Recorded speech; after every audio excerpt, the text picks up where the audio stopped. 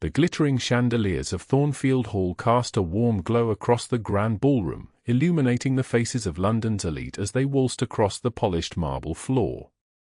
Among them, a slender figure in pale blue silk moved with practiced grace, her chestnut curls adorned with silver pins that caught the light with every turn.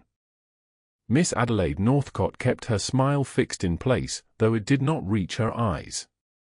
At 23, she had mastered the art of appearing perfectly content while feeling utterly alone. "You dance divinely, Miss Northcott," said her partner, the young Lord Pembroke, his gaze lingering a moment too long on the modest neckline of her gown. "You are too kind, my lord," she replied automatically, her attention drifting to the edge of the ballroom where her widowed aunt stood in animated conversation with Lady Harrington, no doubt plotting another strategic introduction. 3 seasons had passed since Adelaide's debut, and the whispers had already begun, that she was becoming a fixture of the marriage mart, that her prospects diminished with each passing winter. What they didn't know, what Adelaide had guarded with desperate vigilance, was that she could not afford another season. Her father's death 2 years prior had left their family in quiet ruin, a secret known only to her aunt and their solicitor. The modest townhouse in Mayfair, her elegant gowns, even her place in society, all were maintained through a precarious balance of appearances and careful economies. Love is a luxury for those with fortune or beauty in abundance, she reminded herself as the dance ended. "I have neither, merely a respectable name and dwindling time." Adelaide made her way to the refreshment table, nodding politely to acquaintances. The winter ball at Thornfield Hall was the pinnacle of the social calendar, hosted by the formidable Dowager Countess of Halewood, whose approval could make or break a young lady's reputation. Adelaide accepted a glass of punch from a footman, using the moment to compose herself. "Miss Northcott," came a familiar voice that sent a chill down her spine. "How unexpected to see you in attendance this evening." Lady Caroline Rutherford approached, resplendent in crimson silk, flanked by 2 companions who watched Adelaide with thinly veiled contempt. "Lady Caroline," Adelaide curtsied, keeping her voice level. The Dowager Countess was most generous with her invitations. Indeed. Though one wonders if she was fully informed of everyone's circumstances. Lady Caroline's smile was venomous. "I happened to be calling on my cousin in Cheapside last week. Imagine my surprise when I saw someone remarkably similar to yourself entering a pawnbroker's establishment." Adelaide felt her chest constrict. The emerald pendant, her mother's, had fetched enough to pay for the very gown she wore tonight. "You must be mistaken." "Must I?" Lady Caroline raised an eyebrow. "I wonder what the Dowager would say if she knew one of her guests was secretly in trade. Or perhaps worse, pawning family heirlooms to maintain appearances." The punch in Adelaide's glass trembled. "Excuse me, Lady Caroline. I believe my aunt is looking for me." She turned to flee, but Caroline's voice rose just enough to be heard by those nearby. "Running away, Miss Northcott? How like your father before his debts consumed him." Adelaide froze, ice flooding her veins. Around her, conversation faltered, curious glances turned her way. "My father was a gentleman of impeccable character," she said quietly.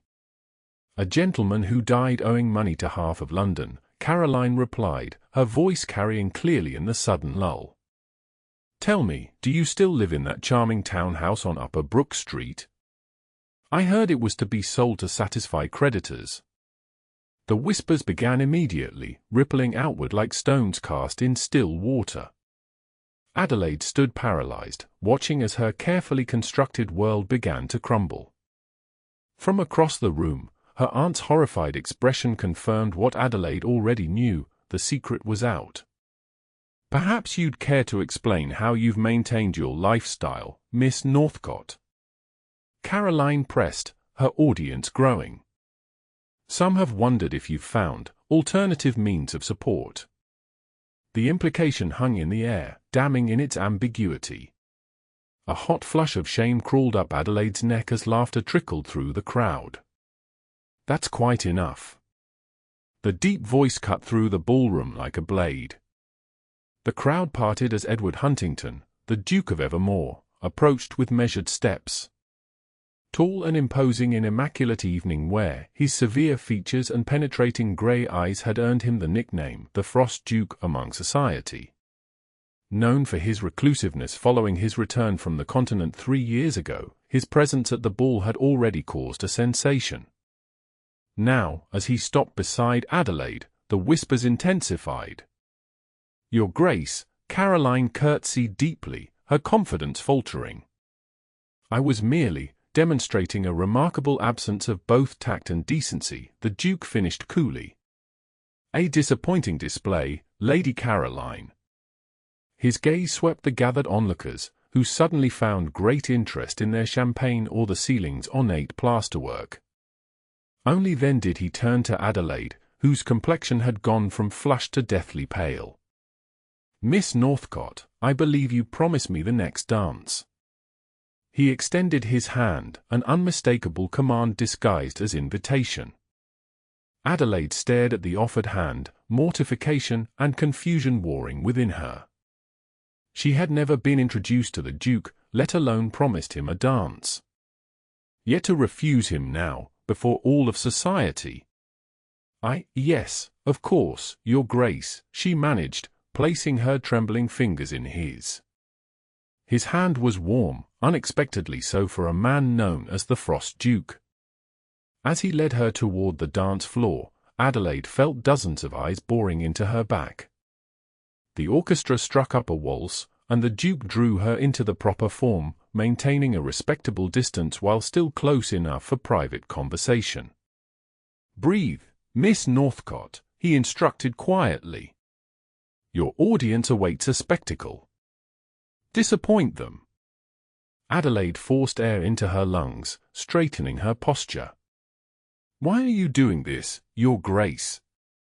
We have never been introduced." "Consider this our introduction, then." A faint smile touched his lips but didn't reach his eyes. "As for why, let us say I have little tolerance for public cruelty." They moved through the steps of the waltz with flawless precision.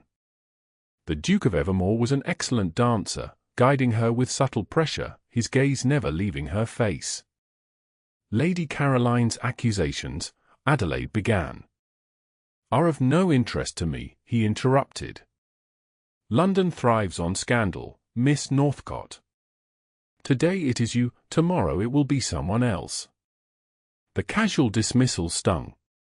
"Perhaps for you, Your Grace, but I do not have the luxury of a dukedom to insulate me from consequences." His eyebrow arched slightly. "No, you have only your courage, which I suspect will serve you better." The dance continued in silence, but Adelaide's mind raced. By the time the music ended, she had made her decision. The Duke bowed formally, and she curtsied in return. "Thank you for the dance, Your Grace." "The pleasure was mine, Miss Northcott." As he escorted her from the floor, Adelaide caught sight of her aunt's hopeful expression, the calculating looks of the matrons, the envious glares of other young ladies. All expecting her to capitalize on this unexpected attention from England's most eligible bachelor. Instead, she gently disengaged her hand from the Duke's arm. "If you'll excuse me." Without waiting for his response, Adelaide walked purposefully toward the terrace doors. Once outside, she gulped the cold winter air, her breath forming clouds in the darkness. The rational part of her mind screamed to return inside, to salvage what she could of the evening. But the weight of pretense, of smiling through humiliation year after year, suddenly became unbearable. Tears stung her eyes as she hurried down the stone steps into the garden. Snow had begun to fall, dusting the formal hedges with white. She had no cloak, no plan, only the desperate need to escape the suffocating ballroom with its judgment and pity. Adelaide reached a stone bench partially sheltered by an arbor and sank onto it, finally allowing tears to spill down her cheeks. Her reputation was in tatters. By morning, every drawing room in London would be discussing the Northcott girl and her family's disgrace. No respectable gentleman would offer for her now. The precarious future she had worked so hard to secure had vanished in an instant. "You'll catch your death." The voice startled her. Adelaide looked up to find the Duke of Evermore standing a few feet away, his expression unreadable in the darkness. In his hands was a man's evening cloak. "Have you come to offer more platitudes, Your Grace?" she asked bitterly. "Or perhaps to witness the complete dissolution of my dignity?" Without responding, he draped the heavy cloak around her shoulders. The wool was warm from his body, carrying a faint scent of sandalwood and tobacco. "I came to ensure you didn't freeze before having the chance to prove Lady Caroline wrong," he said, settling beside her on the bench. Snow gathered on his broad shoulders and dark hair, but he seemed indifferent to the cold. "And how exactly am I to do that?" Adelaide wiped tears from her cheeks, embarrassed by her display. "I cannot deny what is true. My father did die in debt. We are living on borrowed time and appearances." The Duke was quiet for a moment. "Is that the sum of who you are, Miss Northcott? Your father's debts and society's expectations?" "In their eyes, yes." She gestured toward the glowing windows of the ballroom. "And in your own?" The question caught her off guard. Adelaide had spent so long focusing on survival that she scarcely remembered who she was beyond the carefully constructed façade she presented to society. I don't know anymore," she admitted. "Once, I dreamed of running my own household, of having a husband who valued me for more than my connections or dowry, of raising children who would never know the fear of ruin." She gave a hollow laugh. "Foolish dreams, as it turns out." "Dreams are rarely foolish, Miss Northcott. It is our expectations of how they must be fulfilled that lead us astray." Adelaide studied him curiously. In the faint light from the ballroom windows, the Duke's features seemed less severe, the hard line of his mouth softened. "You speak as if from experience, Your Grace." A shadow crossed his face. "Perhaps I do." They sat in silence as snowflakes drifted around them. Despite the cold, Adelaide felt strangely at peace. There was something liberating in having nothing left to lose. "I should thank you," she said finally, "for intervening with Lady Caroline. It was gallant, if ultimately futile." "Edward." "I beg your pardon." "My name is Edward. And I would hear mine from your lips, at least once, before you dismiss my assistance as futile." The intimacy of the request should have shocked her, but instead, Adelaide felt a curious warmth spread through her chest. "Edward," she said softly, testing the shape of his name. He turned to face her fully, and Adelaide was struck by the intensity in his grey eyes. "Nothing is decided until you decide it, Adelaide." The use of her given name sent a shiver through her that had nothing to do with the cold. "What would you have me do? Return to that ballroom and pretend Caroline's words meant nothing?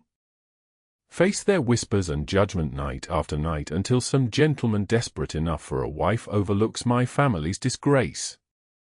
"No," he said simply. "I would have you be honest, with yourself first, and then with the world. What do you truly want, Adelaide?" The question hung between them, weighted with possibility. What did she want? Not merely survival, not the half-life she'd been clinging to these past years. "I want freedom," she whispered. "Freedom from pretense. From the constant fear of discovery. I want to wake each morning without dread." Edward nodded slowly. "And if such freedom were possible? What would you do with it?" Adelaide closed her eyes, allowing herself to imagine. "I would sell the townhouse. Pay my father's remaining debts. Perhaps take a position as a companion or governess. I'm well educated enough. I would live simply, but honestly. A governess. His voice held an emotion she couldn't identify. You would trade the ballrooms of London for a nursery in some remote country estate. In a heartbeat, she answered without hesitation. There is honor in earning one's way, is there not?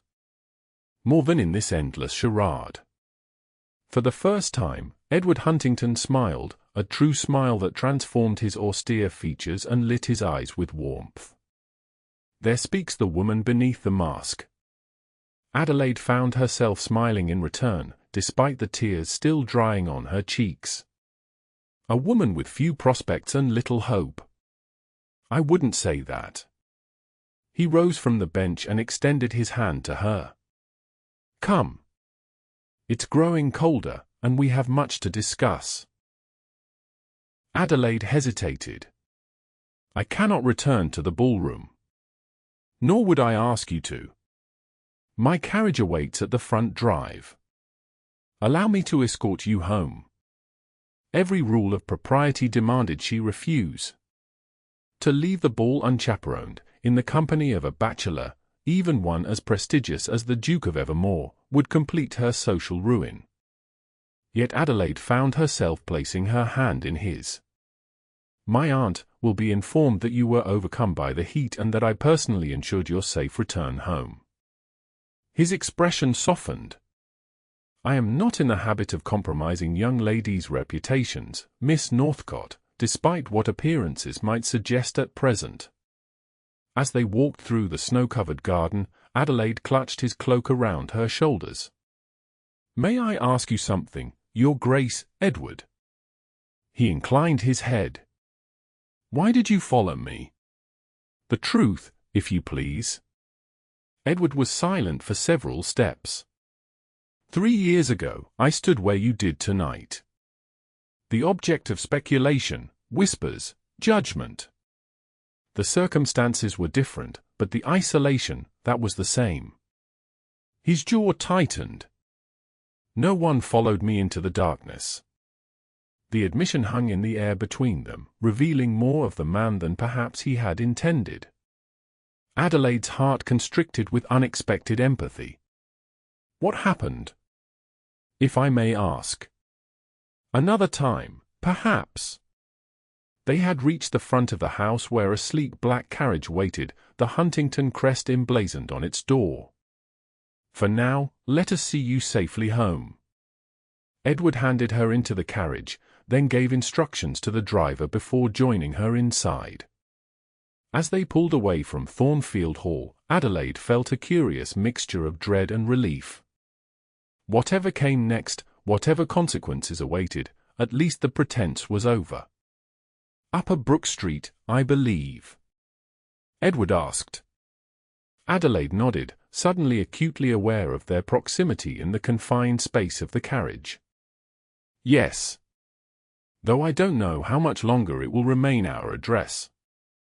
Tell me about these debts, he said, his tone businesslike. How severe is your situation? She hesitated, years of ingrained secrecy making her reluctant to speak openly. But what purpose did silence serve now? My father invested heavily in a shipping venture. When the ships were lost in a storm, he lost everything. The townhouse is mortgaged to its limit. We've sold most of the valuable furnishings and replaced them with cheaper imitations. My aunt contributes her widow's pension, and I've sold my jewelry piece by piece.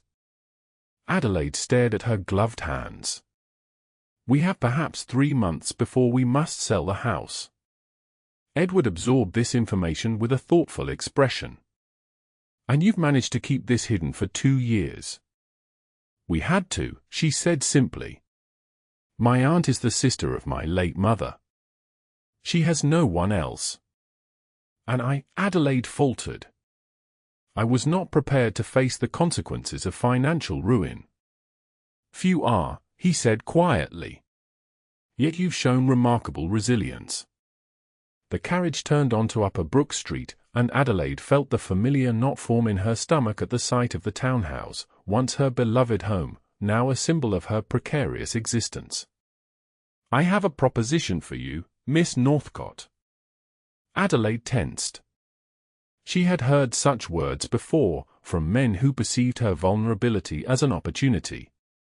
"Your Grace, not that kind of proposition," he interrupted, a flash of anger crossing his features. "Whatever you may have heard about me, I am not that sort of man." Ashamed, Adelaide lowered her gaze. "Forgive me. I should not have presumed." The carriage stopped before her home.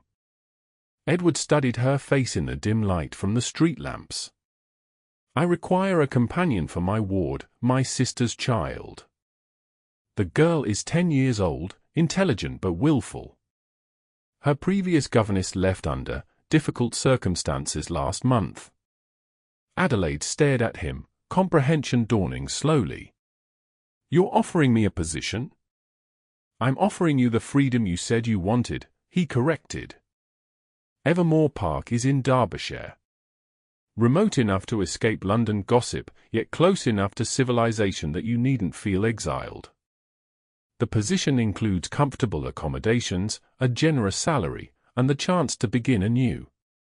The offer was so unexpected, so perfectly aligned with what she had just confessed to wanting, that Adelaide could scarcely believe it wasn't a dream or a cruel jest. "Why would you do this for me? You don't know me." Edward's expression softened. "I know enough. I know you fought to protect your aunt, to honor your father's memory despite his mistakes. I know you value truth even when it costs you. These are qualities I would wish imparted to my niece." The carriage door opened, the footman standing at attention. Adelaide knew she should get out, think carefully, consult her aunt. Instead, she found herself asking, "When would you require an answer?"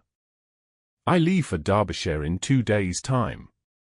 He reached into his coat and withdrew a card, pressing it into her hand. "Send word to this address with your decision." Their fingers touched briefly, and Adelaide felt that same inexplicable warmth spread through her chest. "Thank you, Edward, for everything tonight. Until we meet again, Adelaide." She descended from the carriage, his cloak still around her shoulders. Only when the vehicle had disappeared into the snowy night did Adelaide realize she had no idea how she would explain any of this to her aunt. The following day brought exactly what Adelaide had expected, a flood of calling cards withdrawn, invitations rescinded, and the arrival of her aunt's sister-in-law, Lady Penelope Wexford, bearing news of the gossip already circulating through London. "They're saying the Duke rescued you from Caroline Rutherford's claws, only for you to flee the ball in tears," Lady Penelope reported with barely concealed glee. "And then, can you imagine the scandal? The Duke himself disappeared shortly thereafter. The Dowager Countess was positively apoplectic." Adelaide's aunt, Mrs. Eleanor Northcott, pressed a handkerchief to her forehead. "Surely they don't suggest the Duke and Adelaide?" "Oh, but they do," Lady Penelope confirmed. "Half of London believes he followed her home. The other half thinks they ran away together.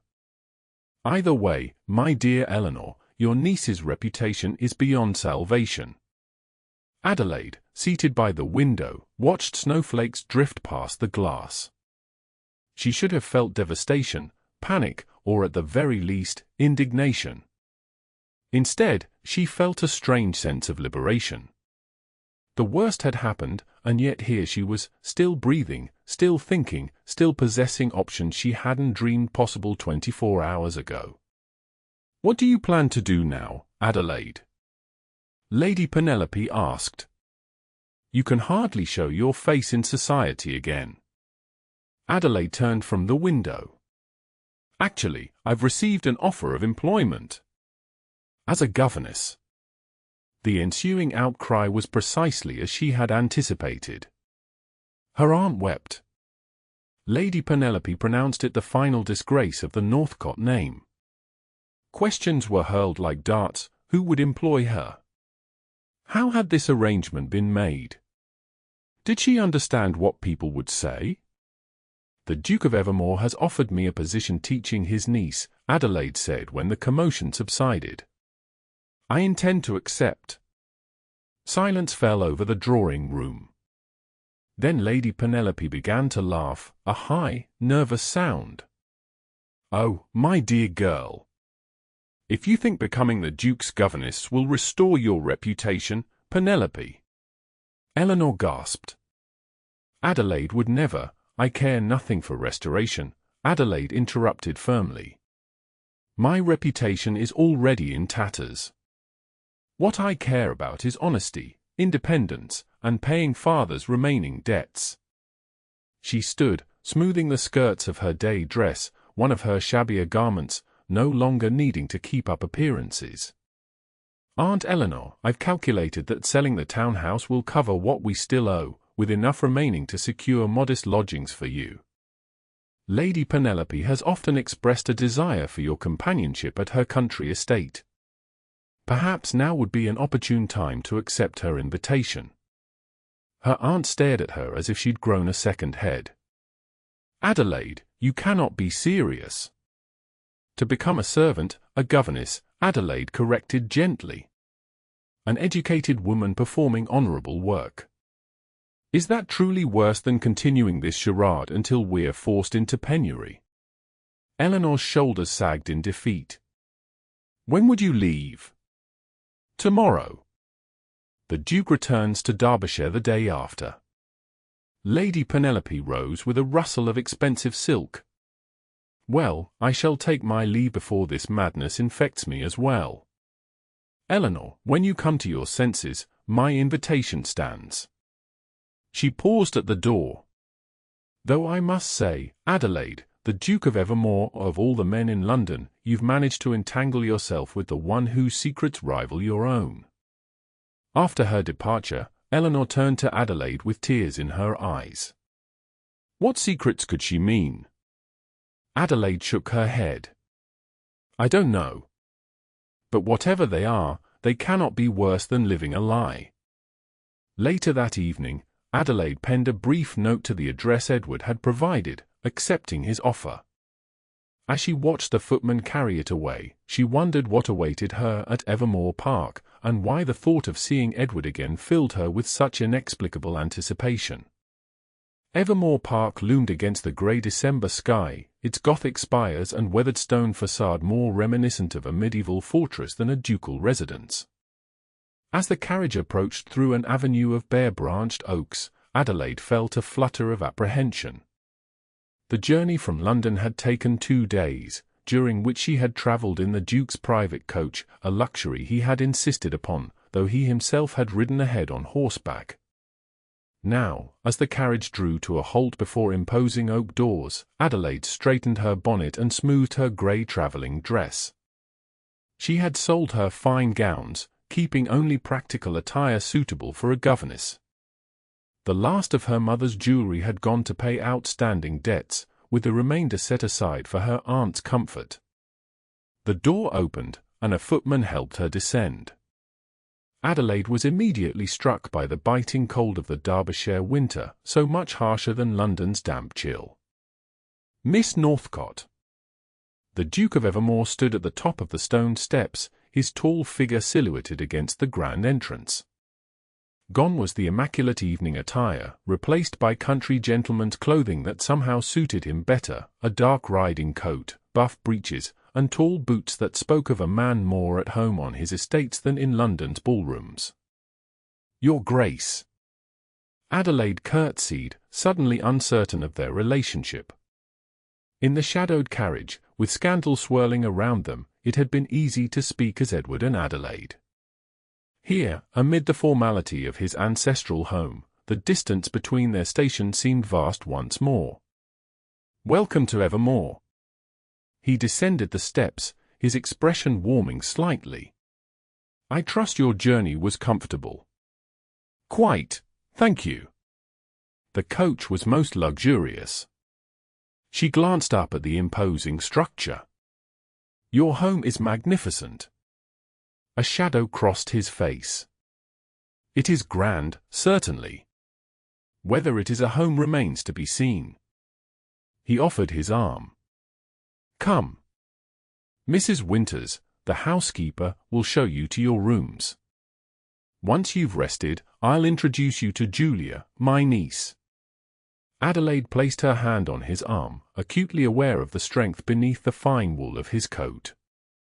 As he guided her inside, she was struck by the contrast between the forbidding exterior and the unexpected warmth of the entrance hall. A fire blazed in a massive stone hearth, illuminating oak-paneled walls hung with ancestral portraits.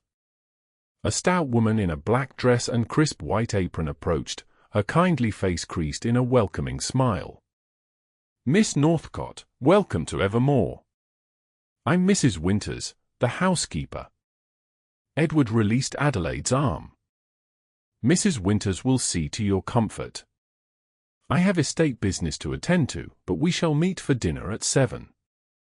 With a bow that managed to be both formal and intimate, he strode away, leaving Adelaide in the capable hands of the housekeeper. This way, miss. I've prepared the blue room for you. It has a lovely view of the gardens, though there's not much to see in winter. Mrs. Winters led her up a sweeping staircase. His Grace was most specific about your accommodations.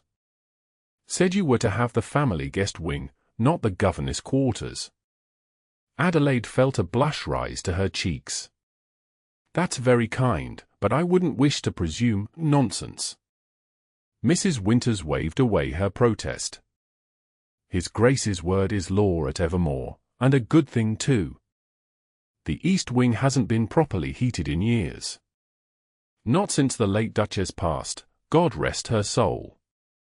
As they walked through corridors lined with artwork and antiquities, Adelaide attempted to orient herself. Mrs. Winters, might I ask about Miss Julia? What sort of child is she? The housekeeper's expression grew guarded. Miss Julia is high-spirited, miss. Clever as they come, but willful.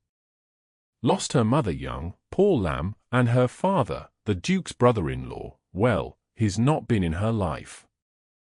They reached a polished oak door, which Mrs. Winters opened to reveal a beautifully appointed bedchamber in shades of blue and cream.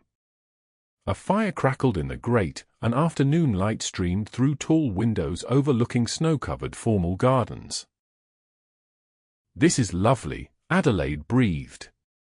Far more luxurious than she had anticipated, with a four-poster bed, elegant furnishings, and even a small sitting area near the hearth. The adjoining room has been set up as a schoolroom for your lessons with Miss Julia. Mrs. Winters indicated another door. Your trunks will be brought up directly. Dinner is at 7 in the small dining room. His Grace doesn't use the formal dining hall when it's just family. After the housekeeper departed, Adelaide explored her new domain, marveling at the quiet opulence. This was not the sparse accommodation she had expected as a governess. It seemed the Duke was determined to treat her as, what? A guest? A friend? Something else entirely? Her thoughts were interrupted by the arrival of her trunks, followed by a young maid who introduced herself as Betsy and offered to help her unpack. That's very kind, Betsy, but I can manage, Adelaide said, unaccustomed to such attendance. Though I would appreciate hot water for washing, if it's not too much trouble. By the time she had freshened up and changed into one of her two remaining good dresses, a simple navy blue with a modest lace collar, the grandfather clock in the corridor was striking 7. Adelaide made her way downstairs, following Mrs. Winters' directions to the small dining room. She paused at the entrance, struck by the domestic scene before her. Edward sat at a round table, not at its head as protocol would dictate, but beside a small girl with auburn curls who was animatedly describing something that involved much gesturing. His expression as he listened was one Adelaide had not seen before, patient, tender, utterly unguarded. Adelaide must have made some sound, for both heads turned toward her. Edward rose immediately. Miss Northcott. Please, join us. The girl, Julia, regarded Adelaide with undisguised curiosity. She had her uncle's grey eyes, though hers sparkled with mischief rather than reservation. Julia, this is Miss Northcott. She will be your new governess. Adelaide approached with a warm smile. I'm very pleased to meet you, Miss Julia. The girl tilted her head. Are you really from London? Uncle Edward says you are. I've never been, but I want to go when I'm older. Is it true the streets are paved with gold and there are thieves on every corner? Edward cleared his throat. Julia.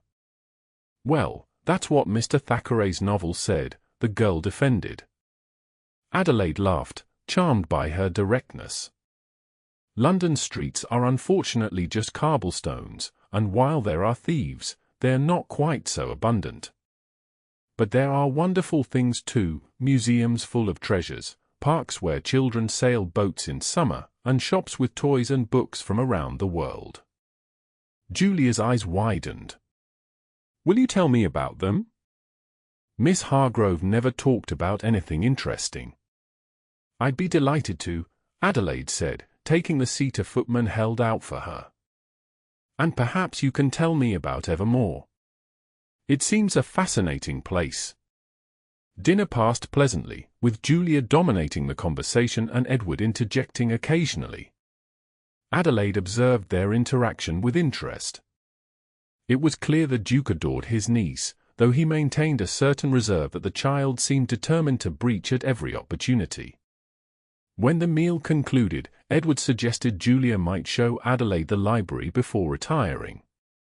The girl leapt at the chance, seizing Adelaide's hand and tugging her toward the corridor. It's the best room in the house, Julia confided. Uncle Edward's favorite too. He spends hours there when he's not riding or looking at boring account books. The library proved to be everything Julia promised, 2 stories of floor-to-ceiling bookshelves accessed by rolling ladders, comfortable reading nooks, and massive windows that would flood the space with light during daytime hours. Do you like to read, Miss Julia? Adelaide asked, running her fingers along leather-bound spines. Yes, but Miss Hargrove only let me read dull history books and sermons, the girl complained. I want to read adventures and fairy tales. I think we can manage a balance, Adelaide said thoughtfully. Perhaps history in the morning, and adventures as a reward in the afternoon. Julia considered this. That seems fair. Are you very strict? Miss Hargrove was. She rapped my knuckles with a ruler when I spoke out of turn. Adelaide's heart constricted. I believe there are better ways to encourage good behavior than physical punishment. Uncle Edward thinks so too. He dismissed Miss Hargrove when he found out about the ruler. Julia climbed onto a window seat, her small face suddenly serious. He's not always so stern, you know. Only since coming back from the continent. Aunt Margaret says it's because of what happened there, but no one will tell me what that was. Before Adelaide could respond to this intriguing revelation, Edward's voice came from the doorway. Julia, it's time for bed. Mrs. Winters is waiting to help you prepare. The girl sighed dramatically but obeyed, pausing to curtsy to Adelaide. Good night, Miss Northcott. I'm glad you're not strict like Miss Hargrove. After Julia departed, Edward moved further into the library, his gaze falling on Adelaide with an intensity that made her pulse quicken. My niece appears to approve of you. She's a delightful child, Adelaide said honestly. Curious and forthright, qualities I value. Qualities her previous governesses found challenging. He approached one of the shelves, selecting a volume. I thought you might find this useful. It contains information about the estate, the local geography, and some history of the region. Adelaide accepted the book, their fingers brushing in the exchange. Thank you. This will help me incorporate local knowledge into our lessons. Edward gestured to a pair of armchairs near the hearth. Would you join me? There are matters regarding Julia's education we should discuss. They settled by the fire, its warm glow casting flickering shadows across Edward's strong features. For several minutes, they spoke of practical matters, Julia's previous education, her strengths and weaknesses, the daily schedule Adelaide proposed to implement. She's behind in mathematics, Edward said, but advanced in literature. Her French is passable, though her accent needs work. Adelaide nodded. And what of music and drawing? Many young ladies of her station, I care less for accomplishments than for understanding, he interrupted. Julia will inherit significant property through her mother's family. I would have her learn estate management, basic accounting, natural sciences, subjects that will serve her as a woman of independent means. Adelaide couldn't hide her surprise. That's unusually progressive, Your Grace. A faint smile touched his lips. Edward, please. At least when we're not in formal company. Edward, she amended, the name still feeling intimate on her tongue. Your plans for Julia's education align perfectly with my own philosophy. Too often, young women are taught merely to attract a husband, rather than to navigate the world with confidence. His expression softened. You continue to surprise me, Adelaide. The use of her given name sent a now familiar warmth through her chest. May I ask you something? About Julia. He nodded. She mentioned her mother's passing. What happened? Pain flashed across Edward's face. My sister Charlotte died in childbirth when Julia was 4. Her husband, Lord Carrington, remarried within a year and moved to Italy. He relinquished guardianship of Julia to me. They haven't seen each other since. The clinical way he delivered this information didn't mask the anger beneath. Adelaide's heart ached for the little girl who had lost so much. And your own parents? She asked gently. Gone. My father died when I was 19, my mother 2 years later. He stared into the fire. Julia and I are what remains of the immediate family. Adelaide hesitated, then said softly, she mentioned something about your time on the continent. That you returned, changed. Edward's posture stiffened. Julia has an active imagination. Of course, Adelaide retreated. Forgive me for prying. No. He sighed, running a hand through his dark hair. You're living in my home, entrusted with my niece's care. You have every right to know who I am. He met her gaze directly. 3 years ago, I traveled to Austria on diplomatic business for the Foreign Office. While there, I became entangled with a baroness. A married baroness. Adelaide's eyes widened, but she remained silent. When her husband discovered our affair, he challenged me to a duel. Edward's voice was flat, emotionless. I had little choice but to accept. The Baron was killed. I returned to England immediately, but the scandal followed. London society whispered that I had seduced the Baroness deliberately, that the duel was fought with underhanded tactics. None of it was true, but truth rarely matters in such cases. So you retreated to Evermore, Adelaide said softly. Yes. I had responsibilities here that I'd neglected. Julia needed stability. And I? He hesitated. I needed to remember who I was beyond the title, beyond London's expectations. The confession hung in the air between them. Adelaide understood now why he had followed her into the garden that night. He recognized in her the same isolation he had experienced. Thank you for telling me, she said. Your past doesn't change my opinion of the man I've come to know. Edward studied her face, as if searching for judgment or disgust. Finding neither, the tension in his shoulders eased. It's late. You should rest before beginning lessons tomorrow. Adelaide rose, the book clutched to her chest. Good night, Edward. As she reached the door, his voice stopped her. Adelaide. She turned back. I'm glad you're here. For simple words, yet they followed her all the way to her bedchamber, warming her more thoroughly than the fire that still burned in her grate. Days at Evermore Park settled into a comfortable routine. Mornings were devoted to Julia's lessons, afternoons to outdoor exercise when weather permitted, and evenings often spent in the library, where Edward frequently joined them. Adelaide discovered that her charge was indeed brilliant but undisciplined, a combination that required creative teaching methods. I don't understand why I must learn geometry, Julia complained one morning, pushing away her slate.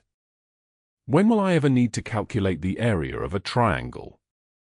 Adelaide considered the girl's frustrated expression. Tell me, do you enjoy riding across your uncle's estate?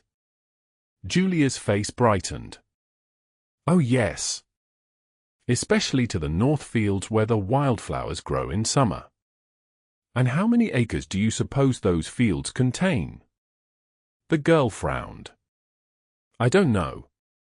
If you were to inherit those fields someday, wouldn't you want to know their value? Whether they could support crops or grazing? How many tenants might farm them successfully? Adelaide tapped the geometric diagram on the slate. This is how you would calculate such things. Understanding dawned in Julia's grey eyes. So geometry isn't useless after all. Few things we learn are truly useless, Adelaide smiled. The trick is discovering their purpose. From the doorway came a deep chuckle. Edward stood watching them, amusement playing across his features. A valuable lesson indeed, Miss Northcott. Adelaide hadn't heard him approach, and his presence sent an involuntary flush to her cheeks. In the 3 weeks since her arrival at Evermore, her awareness of him had only intensified. Each shared meal, each evening conversation by the library fire, revealed new facets of the man behind the ducal title. Uncle Edward. Julia abandoned her studies to embrace him. Miss Northcott is teaching me how geometry will help me manage estates when I'm grown. Is she? He met Adelaide's gaze over the child's head. An excellent lesson. One I wish my own tutors had emphasized. Adelaide rose. We were just finishing our morning session, Your Grace. Excellent timing. I've come to invite you both on an expedition. Edward's eyes held a rare gleam of excitement. The lake has frozen solid. I thought perhaps Miss Julia might enjoy learning to skate. Julia clapped her hands. Oh, yes. Can we, Miss Northcott? Please? Adelaide hesitated. I'm not sure I have suitable attire for ice skating. Mrs. Winters has set out warm clothing for both of you, Edward said. Unless you object to the activity.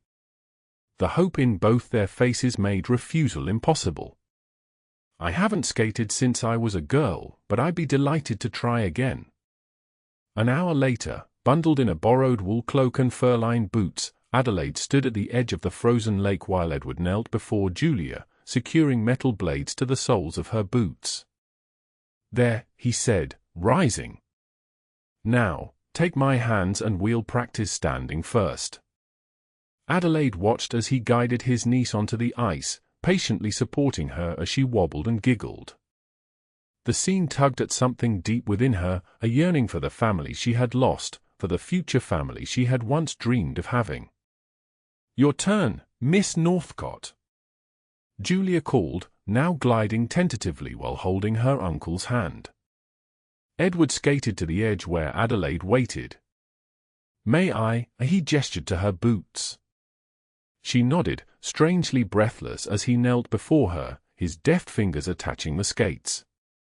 When he looked up, his face was closer than she expected, his breath forming small clouds in the cold air. "Ready?" he asked softly. Adelaide placed her hands in his, allowing him to guide her onto the ice. She wobbled immediately, clutching his forearms for support. "I may have overstated my skating abilities," she admitted, laughing nervously. His hand steadied her waist. "I won't let you fall." The simple promise seemed weighted with meaning beyond the moment.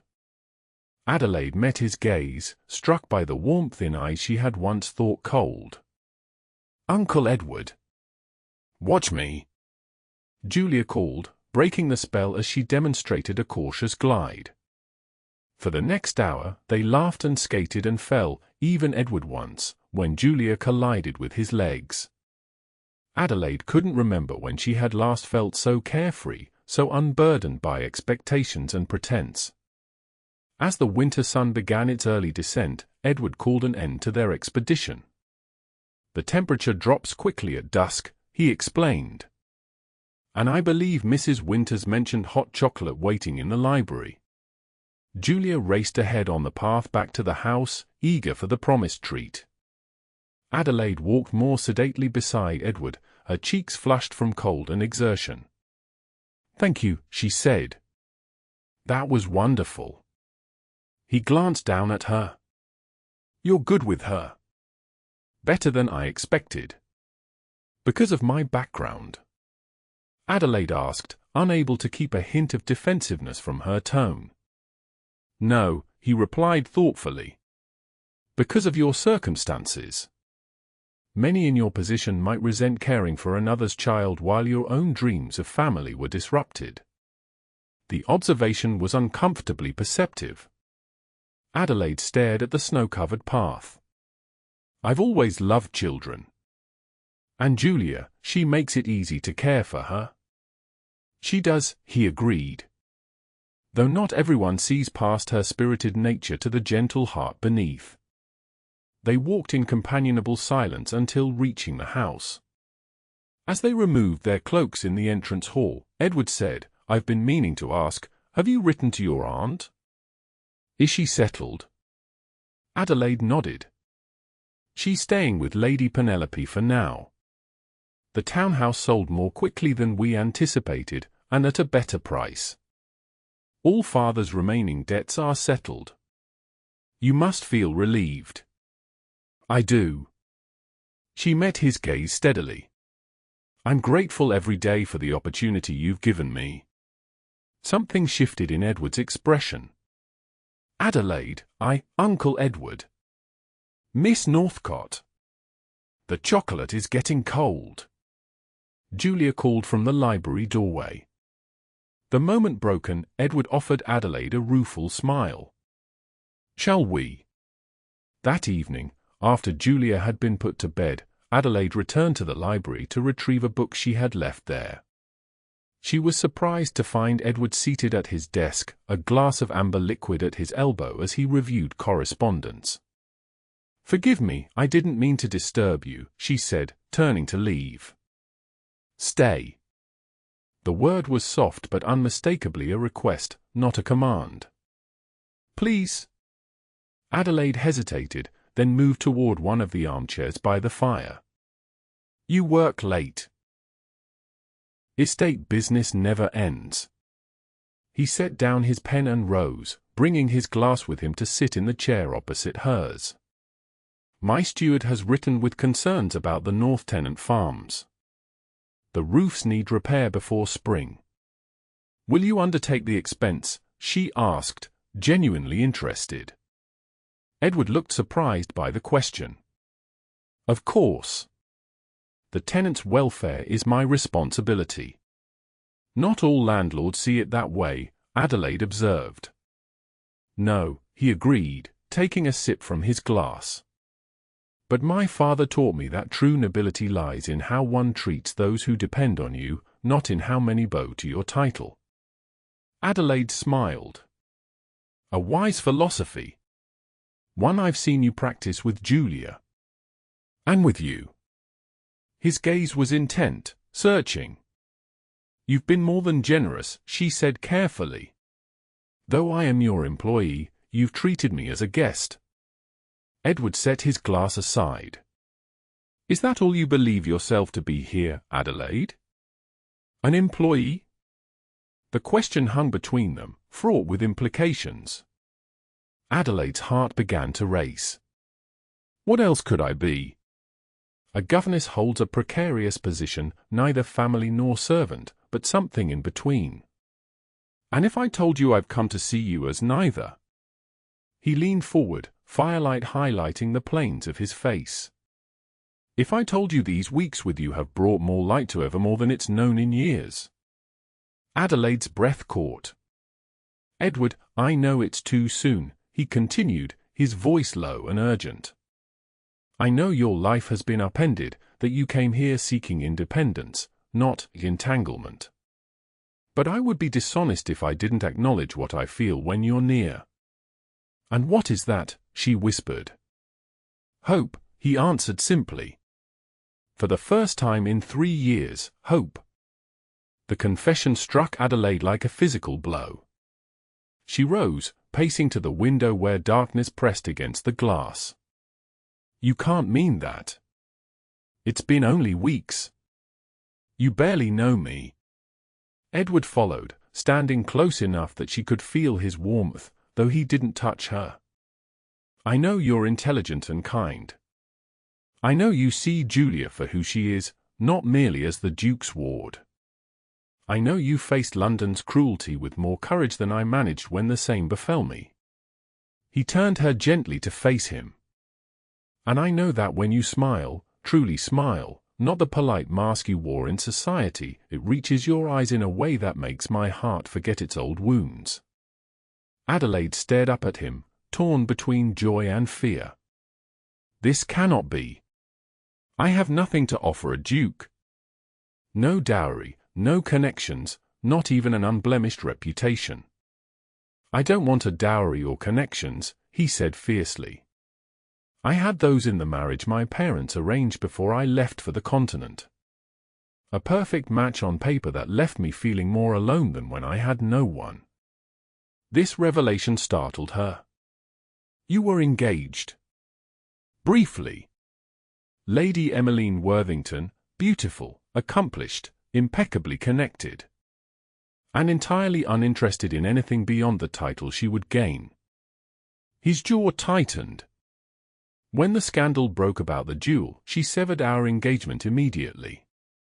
Her father was quite relieved. Apparently, a murderous duke was not the son-in-law he had envisioned.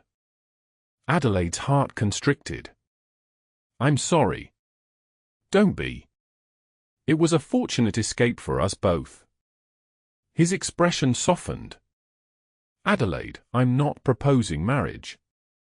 Not yet. I'm asking only that you allow me to court you properly, here at Evermore where society's judgment cannot touch us. The hope in his eyes was almost her undoing. But doubt still gnawed at her. And Julia? What would she think of her governess becoming something else to her uncle? Julia adores you already, Edward said. But if it concerns you, we can keep our understanding private until you're comfortable with more. Adelaide closed her eyes, overwhelmed by the choice before her. Everything had happened so quickly, the scandal in London, her flight to Evermore, these new feelings blossoming in an environment far removed from the world she had known. I need time, she said finally, opening her eyes to meet his gaze. Not because I don't feel what you've described, but because I've only just found my footing here. I need to be certain of myself before I can be certain of anything else. Instead of disappointment, understanding filled Edward's expression. Time you shall have. As much as you need. He raised her hand to his lips, pressing a kiss to her knuckles that sent warmth spiraling through her. Good night, Adelaide. Good night, Edward, she whispered, knowing that sleep would be elusive after this conversation that had changed everything and nothing all at once. The weeks that followed brought a subtle shift in the atmosphere at Evermore Park. Edward was unfailingly respectful of Adelaide's request for time, never pushing for more than she was ready to give. Yet she felt his attention in 100 small ways, a book left on her desk that matched interests she had mentioned, fresh flowers in the schoolroom even in the depths of winter, his presence at meals he had sometimes skipped before. Julia, perceptive beyond her years, noticed the change as well. "Uncle Edward smiles more when you're in the room," she observed one afternoon as they worked on embroidery by the nursery fire. "And you blush whenever he enters. Are you in love with him?" Adelaide nearly stabbed herself with her needle. "Julia, that's a very personal question." "But are you?" the girl persisted, her grey eyes, so like her uncle's, wide with curiosity. "Because I think he's in love with you. Mrs. Winters says he never took such interest in the estate before you came. And he cancelled his usual trip to London for the start of the season." This was news to Adelaide. "He did?" Julia nodded sagely. "He always goes in February to attend Parliament and boring political dinners. But yesterday I heard him tell Mr. Simmons to send his regrets to Lord Liverpool." Adelaide's mind raced. February was indeed the traditional start of the London season, when Parliament resumed and society emerged from winter seclusion. For Edward to forego his duties there. "Your uncle has responsibilities to the estate," she said carefully. "Perhaps that's why he's chosen to remain at Evermore." Julia rolled her eyes in a most unladylike manner. "You grown-ups always think children don't understand anything. I may be 10, but I'm not blind. Uncle Edward looks at you the way Papa used to look at Mama in the portraits. Like you're the most important person in the world." Before Adelaide could formulate a response, a knock at the door saved her. Mrs. Winters entered, carrying a silver tray with a letter. "For you, Miss Northcott. Just arrived by special messenger." Adelaide took the letter, recognizing her aunt's handwriting immediately. She set aside her embroidery. "Thank you, Mrs. Winters. Julia, please continue practicing that French knot we discussed. I'll review your work shortly." She moved to the window to read in better light, breaking the seal with curiosity. It had been nearly a month since her aunt's last letter, which had been full of complaints about Lady Penelope's draughty country house and pointed inquiries about Adelaide's situation at Evermore. As she read, Adelaide's face drained of colour. The letter dropped from her trembling fingers to the floor. "Miss Northcott." Julia's voice seemed to come from a great distance. "Are you ill?" Adelaide forced herself to focus on the child's concerned face. "No, dear. But I've received unsettling news. I must speak with your uncle immediately. Do you know where he might be?" "In his study with Mr. Simmons, discussing the spring planting." Julia rose, worry creasing her young brow. "Shall I fetch him for you?" "No," Adelaide gathered the fallen letter. "Please continue your work. I'll return shortly." She made her way through the corridors of Evermore with growing dread, her aunt's words echoing in her mind. "Lady Penelope has received word from London. The rumours have reached fever pitch. They're saying you've become the Duke's mistress, installed at his country estate under the pretense of governess. My dear girl, your reputation is beyond salvation, but mine is suffering by association." Adelaide paused outside Edward's study, gathering her composure before knocking. His deep voice bade her enter. She found him seated behind a massive oak desk, his steward standing nearby with a ledger open. "Adelaide," Edward rose immediately, concern crossing his features. "What's wrong?" "Forgive the interruption, Your Grace," she said formally, aware of the steward's presence. "Might I speak with you privately? It's a matter of some urgency." Edward dismissed the steward with a nod. Once the door closed, he moved swiftly to Adelaide's side. "What is it? Has something happened to Julia?" No, Julia is well. She handed him the letter. This arrived from my aunt. He read it quickly, his expression darkening with each line. When he finished, he set it on the desk with deliberate care. I see. My presence here is damaging your reputation as well as mine, Adelaide said, fighting to keep her voice steady. Lady Penelope writes that speculation has reached even the highest circles. The Prince Regent himself is said to have made a jest at your expense. Edward's jaw tightened. The Prince Regent has made jests at my expense since long before you entered my life, Adelaide. His opinion matters nothing to me. But it should, she insisted. You're a duke, with responsibilities to your title, your legacy. Julia's future is secure regardless of gossip, he interrupted. My fortune is entailed. My title is hereditary. Society's wagging tongues cannot change either. Adelaide paced to the window, gazing out at the winter landscape. I should never have come here. I should have found a position with a family no one cared about, far from London's reach. And I would never have known you. Edward moved to stand behind her, close but not touching. Adelaide, look at me. She turned reluctantly, meeting his intense gaze.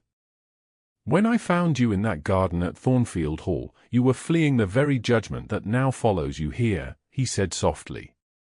You told me then you wanted freedom from pretense. From fear. Has that changed? No, she whispered. Then why let London's gossips dictate your choices now? His hand rose to cup her cheek, the touch sending warmth cascading through her. Unless you wish to leave Evermore. To leave me. The vulnerability in his voice undid her. I don't wish to leave, she admitted. But I fear my presence here will only bring you and Julia further scandal. Edward's thumb traced her cheekbone. There is one certain way to silence the gossip. Adelaide's breath caught. Edward, marry me, he said simply. Become my Duchess in truth, and let society choke on its own malice. For a moment, joy flared bright in Adelaide's chest, but it was quickly doused by doubt. You can't mean that. Marriage is too high a price to pay for silencing gossip. Marriage to you would be no price at all, but the greatest gift. Edward took her hands in his. I love you, Adelaide. I think I began to love you that night in the snow, when you spoke of truth and dignity even as your world crumbled around you. Tears welled in her eyes. How can you be certain? It's been only 2 months, some men spend lifetimes never knowing the kind of certainty I feel with you, he said fervently. I've watched you with Julia, seen your patience and wisdom. I've talked with you through long evenings by the fire, discovering a mind as quick and curious as my own. I've observed your kindness to the servants, your interest in the estate. You belong here, Adelaide. Not as my governess or my mistress, but as my wife. My Duchess. My heart. The declaration overwhelmed her. Adelaide closed her eyes, tears spilling down her cheeks. I'm afraid, she whispered. Of what, my love? Of disappointing you. Of failing as a duchess. Of society never accepting me. She opened her eyes, meeting his gaze. Most of all, I'm afraid this is a dream from which I'll wake to find myself alone again. Edward gathered her into his arms, holding her against his chest where she could hear the steady beat of his heart. Not a dream, he murmured into her hair. And never alone again. I promise you that. Adelaide melted into his embrace, allowing herself to believe, truly believe, that happiness might be possible after all the pain and uncertainty. Yes, she whispered against his waistcoat. Edward drew back slightly, his eyes searching her face. Yes? A smile broke through her tears. Yes, I'll marry you. Though society will be scandalized all over again. Let them be, he said fiercely, before lowering his mouth to hers in a kiss that sealed their future more surely than any words could have done. Spring arrived at Evermore Park in a riot of green, transforming the stark landscape into a verdant paradise. Wildflowers carpeted the meadows, birds filled the gardens with song, and the frozen lake where they had skated now reflected blue skies and fluffy white clouds. In the chapel adjoining the estate, garlands of spring blossoms adorned ancient stone walls that had witnessed generations of Huntington marriages. Sunlight streamed through stained glass, casting jewel-tone patterns across the aisle where Adelaide Northcott stood beside Edward Huntington, Duke of Evermore, their hands joined as the vicar pronounced them husband and wife. The ceremony was small, only Julia, beaming in a new gown of pale yellow, Mrs. Winters, dabbing tears with her handkerchief, Mr. Simmons representing the estate staff, and to everyone's surprise, Lady Penelope Wexford with Adelaide's Aunt Eleanor, who had arrived the previous day after receiving Edward's personal invitation. "You may kiss your bride, Your Grace," the vicar said, closing his prayer book with a smile. Edward gazed down at Adelaide, his grey eyes alight with a joy that matched her own. "My Duchess," he whispered before claiming her lips in a tender kiss that promised a lifetime of love. Julia was the first to break into applause, rushing forward to embrace them both as soon as the kiss ended. "Does this mean I should call you Aunt Adelaide now?" she asked excitedly.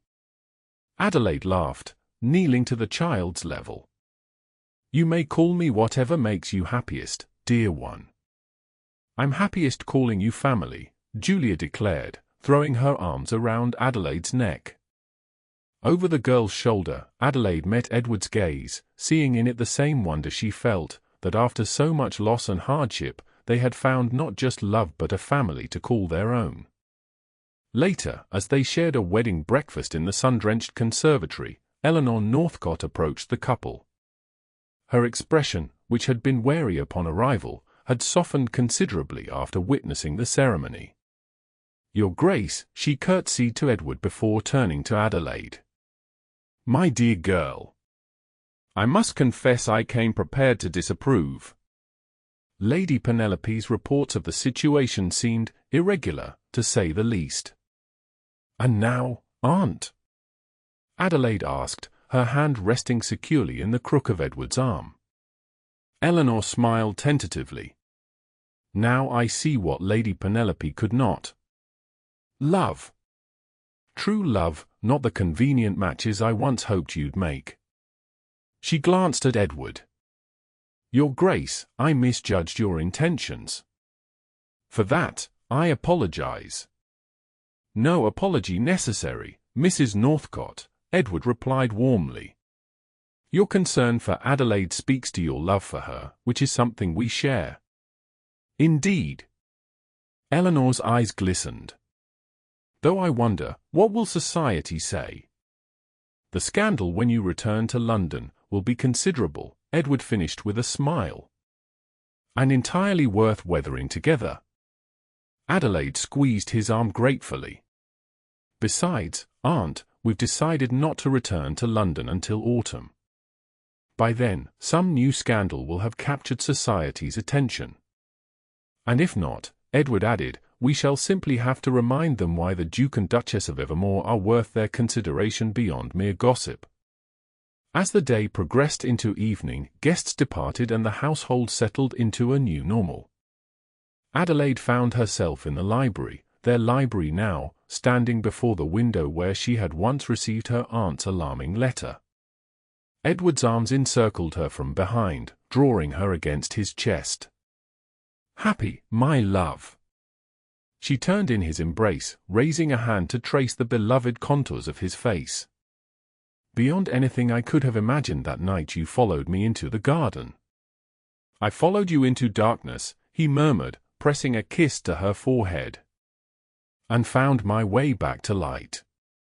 Adelaide stood on tiptoe to kiss him properly, a kiss filled with promise and passion and the certainty that whatever challenges lay ahead, they would face them together, no longer the humiliated debutante and the feared duke, but simply Edward and Adelaide, two hearts that had found in each other the healing they both so desperately needed.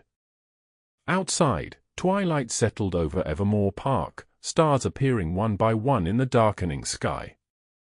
Inside, in the warm glow of the library fire, a new duchess received her husband's love, secure in the knowledge that sometimes, the path through darkness leads to the brightest dawn of all.